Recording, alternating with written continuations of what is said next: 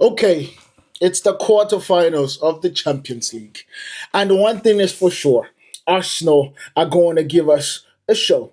Now, the funny thing about it is it going to be a show where we are praising Arsenal afterwards? That's the question. Or is it going to be a show where we are all laughing and we are laughing at Mikel Arteta again bottling another trophy from the quadruple to the treble, from the treble to the double, and maybe from that double to just the Premier League.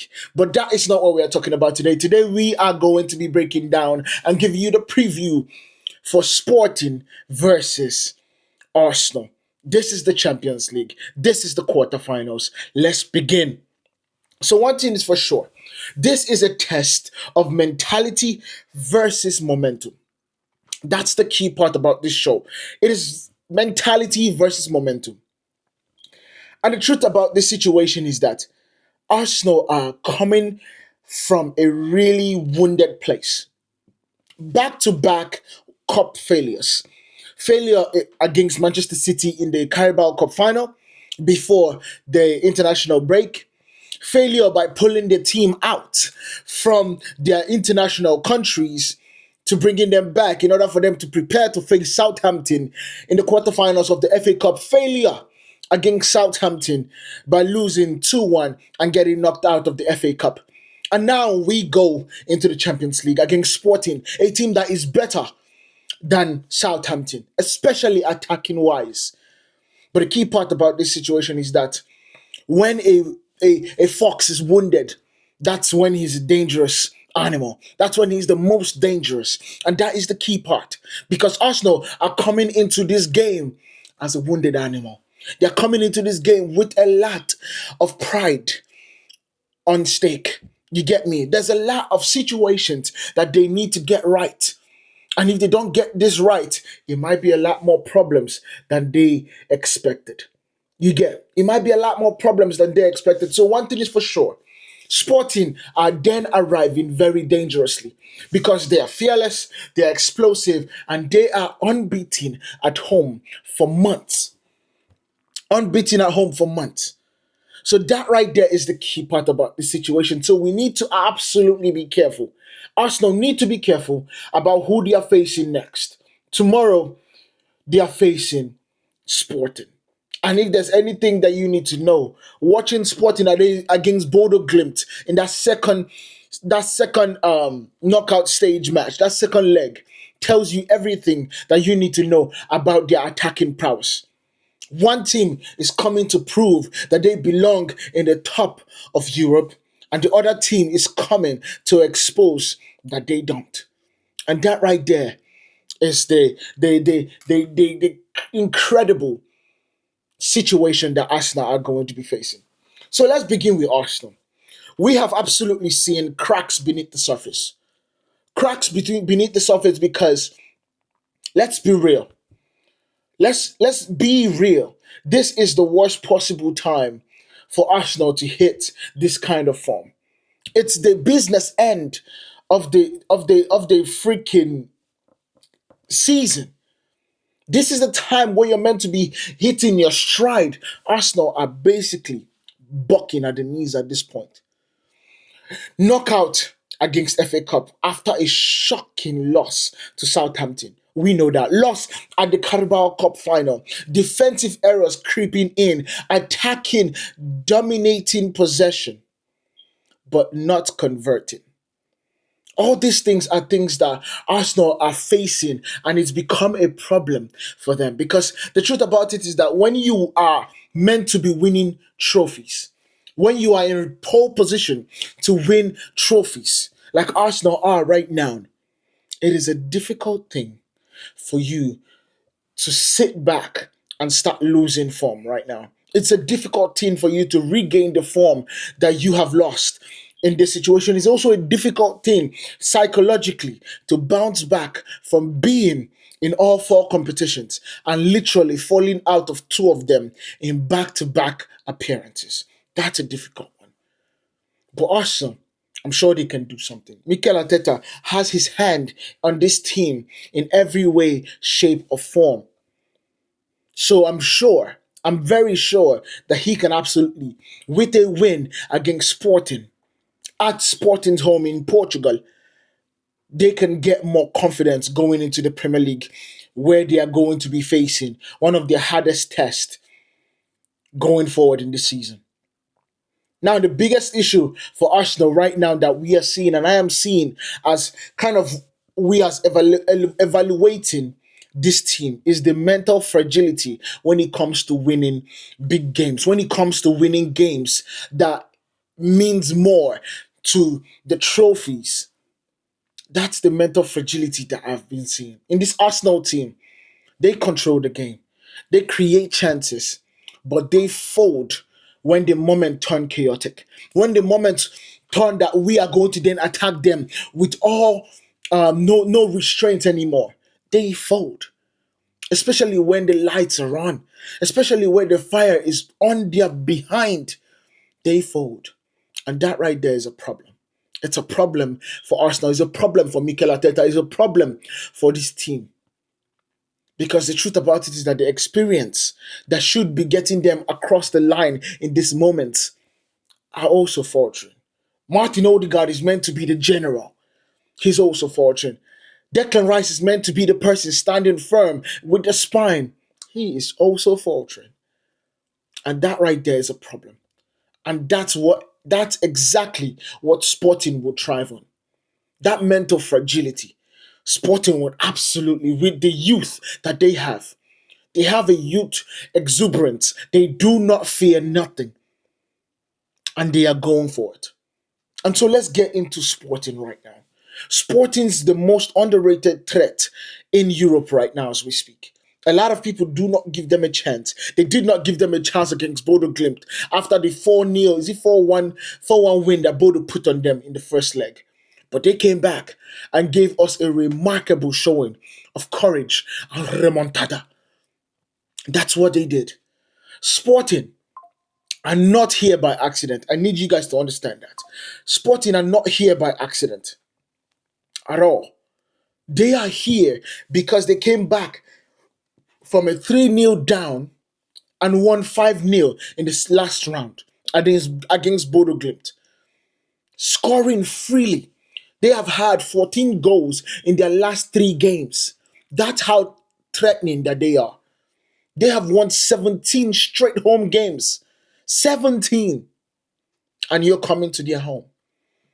The key thing about Sporting is their identity.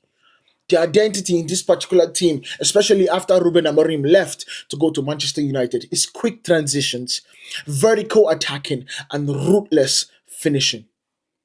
Basically, everything that hurt Arsenal versus Southampton, sorry.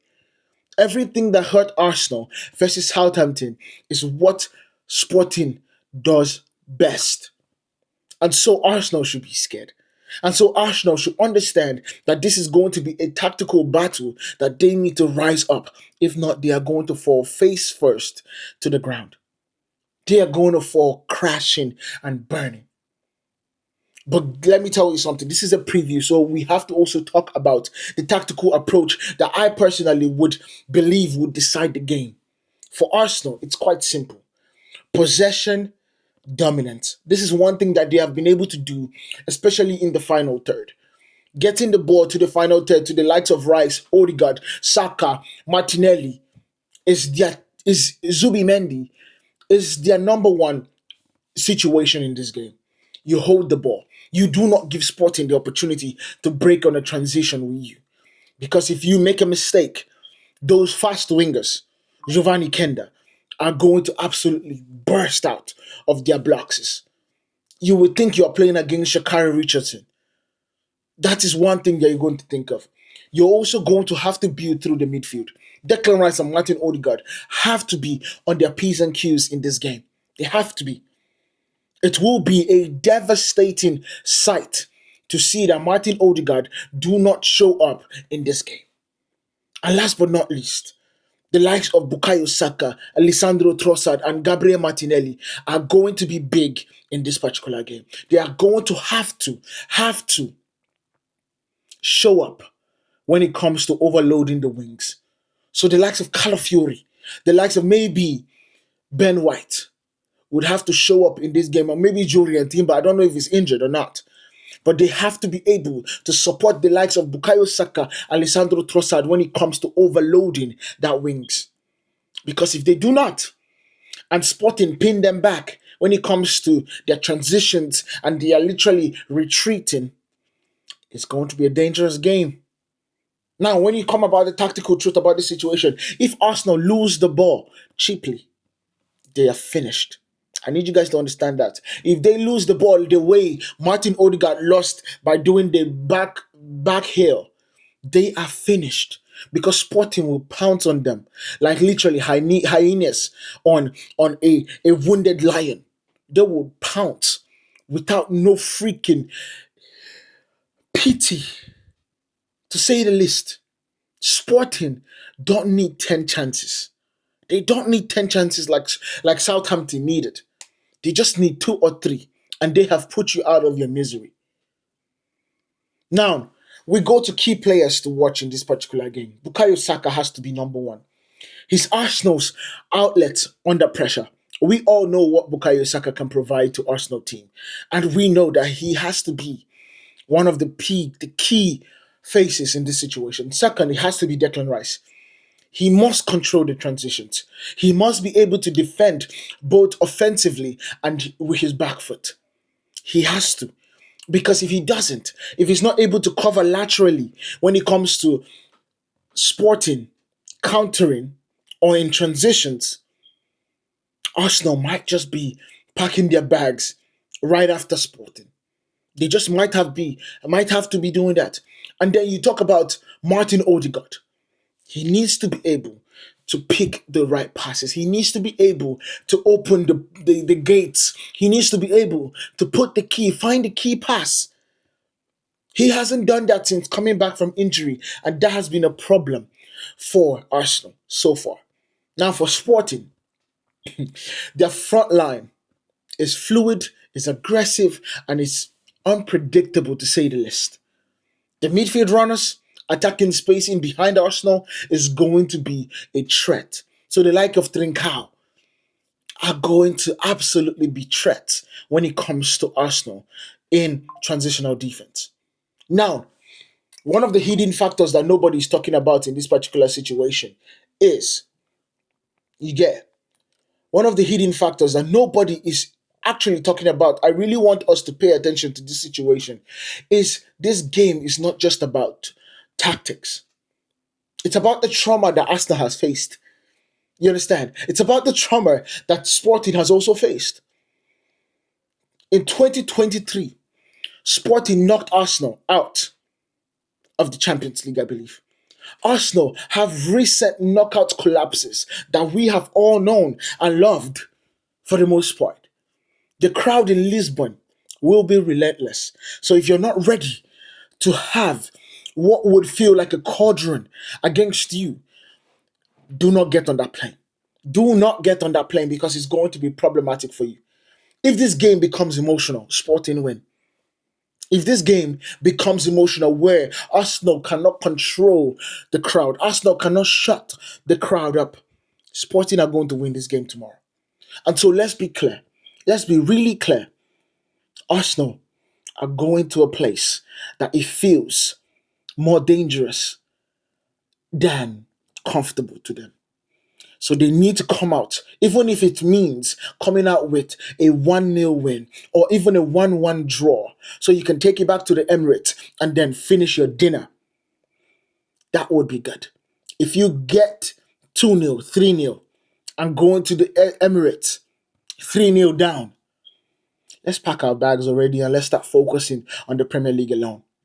Because it will be difficult to defeat this Sporting side more. Now, my prediction in this situation is not the comfortable Arsenal win that people would expect. Over 2 legs, Arsenal are likely to go through.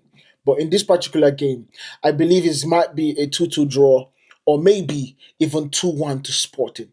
Just because Arsenal are unstable, Sporting are fearless, and Lisbon is a different beast at night, especially when the lights of the Champions League come on. Let me know what you guys think about this down in the comment. Make sure you guys hit that like button, hit the follow button, and I'll see you guys in the next one.